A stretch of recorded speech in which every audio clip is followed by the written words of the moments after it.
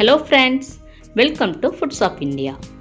இன்றைக்கி நம்ம பார்க்க போகிறது கொத்தமல்லி புதினா சட்னி. இது இட்லி தோசைக்கு ஏற்ற ஒரு நல்ல சைட் டிஷ்ஷாக இருக்கும். இப்போ சட்னிக்கு தேவையான கொத்தமல்லி புதினா கருவேப்பிலை நம்ம எடுத்து வச்சுப்போம். இதில் ஹெல்த் பெனிஃபிட்ஸ் நிறைய இருக்குது. இந்த மூணையும் நம்ம ஏதாவது ஒரு வகையில் டெய்லி எடுத்துக்கிறது ரொம்ப நல்லது. எந்த ஒரு காயோ கீரையோ நம்ம ஃப்ரெஷ்ஷாக வாங்கி சமைச்சோம்னா அதனோட டேஸ்ட் ரொம்ப நல்லாயிருக்கும். நம்ம ஃப்ரிட்ஜில் ஸ்டோர் பண்ணி சமைக்கிறதுக்கும் இதுக்கும் டேஸ்ட்டில் நிறைய வித்தியாசம் இருக்குது. நான் என்னோடய தேவைக்கு அப்பப்போ ஃப்ரெஷ்ஷாக தான் பறிச்சுப்பேன். இப்போ சட்னிக்கு தேவையானதெல்லாம் நம்ம கட் பண்ணி எடுத்தாச்சு. இப்போ சட்னி எப்படி ரெடி பண்ணுறதுன்னு பார்ப்போம். பேனில் 1 டேபிள் ஸ்பூன் நல்லெண்ணெய் விட்டு எண்ணெய் காஞ்ச உடனே 1 டேபிள் ஸ்பூன் உளுந்தம்பருப்பு போட்டு பொன்னிறமாற வரைக்கும் நல்லா வறுத்துப்போம். இப்போ அடுப்பை நம்ம சிம்மில் தான் வச்சுருக்கணும்.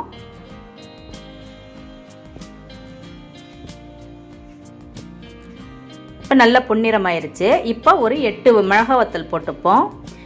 மிளகா வத்தல் நம்மளோட காரத்துக்கு ஏற்றபடி கூட்டி குறைச்சிக்கலாம். இந்த டைம் நறுக்கி வச்ச 2 பெரிய வெங்காயம் போட்டுப்போம். இப்போ அடுப்பை நம்ம மீடியம் ஃப்ளேமில் வச்சுக்கலாம். வெங்காயம் வதங்குறதுக்கு தேவையான அளவு உப்பை போட்டுப்போம்.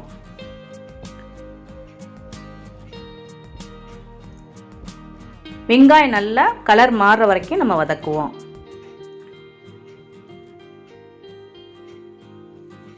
கலர் மாறி வந்துட்டது.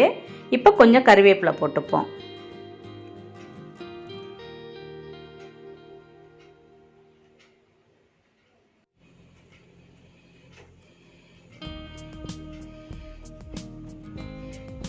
இப்போ எடுத்து வச்சிருக்க புதினா 1 கப்பை போட்டு புதினா நல்லா வதங்குற வரைக்கும் நம்ம அதை வதக்கணும்.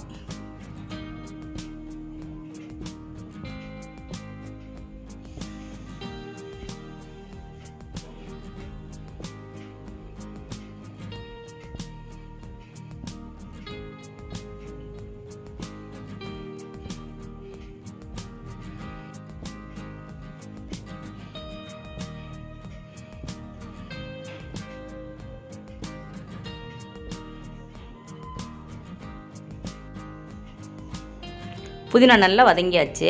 இந்த டைம் நறுக்கி வச்ச ஒரு 4 தக்காளி போட்டுப்போம். தக்காளி நீங்கள் குறைவாக போடணும்னு நினச்சிங்கன்னா 2 தக்காளியை குறைச்சிட்டு ஒரு சிறு துண்டு புளி சேர்த்துக்கலாம். இப்போ தக்காளி நல்லா வதங்கட்டும். அதனோட பச்சை வாசம் போகிற வரைக்கும் நம்ம வதக்குவோம்.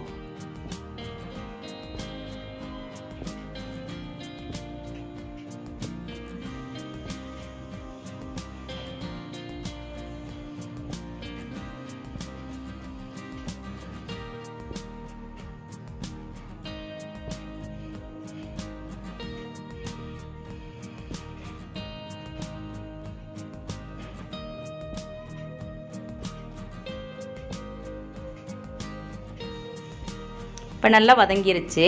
இந்த டைம் 1 கப் தேங்காய் துருவல் அல்லது அரை மூடி தேங்காய் போட்டு கூடவே அரை கப் கொத்தமல்லி போட்டுப்போம். கொத்தமல்லி நம்ம தேவைக்கு எவ்வளோ வேணாலும் போட்டுக்கலாம்.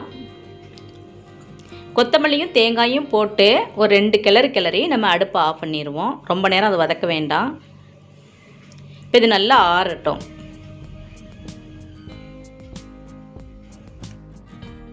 இப்போ நல்லா ஆறிடுச்சு. இதை ஒரு மிக்ஸி ஜாரில் போட்டு அரைச்சி எடுத்துப்போம். இப்போ அரைச்சி எடுத்தாச்சு. எந்த ஒரு சட்னினாலும் கடுகு பருப்பு தாளித்து போட்டோம்னா தான் அந்த ஃபினிஷிங் டேஸ்ட் நல்லாயிருக்கும். இப்போ அதுக்கு ஒரு பேனில் 1 டீஸ்பூன் நல்லெண்ணெய் விட்டுருக்கேன். எண்ணெய் காஞ்ச உடனே கடுகு பருப்பு போட்டுப்போம். கடுகு நல்லா பொரிஞ்ச உடனே 2 மிளகா வத்தலை கிள்ளி போடுவோம். கூடவே கொஞ்சம் பெருங்காயத்தூள் போட்டுப்போம். கூடவே வாசத்துக்கு கொஞ்சம் கருவேப்பிலை போட்டு தாளித்து நம்ம இந்த சட்னியில் கொட்டிடுவோம்.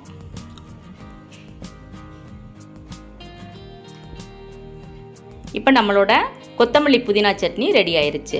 நீங்களும் இந்த மெத்தடில் செஞ்சு பாருங்கள். எப்படி இருக்குன்னு கமெண்ட்ஸில் சொல்லுங்கள். இந்த வீடியோ உங்களுக்கு பிடிச்சிருந்தா லைக் பண்ணுங்கள், ஷேர் பண்ணுங்கள். இந்த சேனலை சப்ஸ்கிரைப் பண்ணுங்கள். தேங்க்ஸ் ஃபார் வாட்சிங்.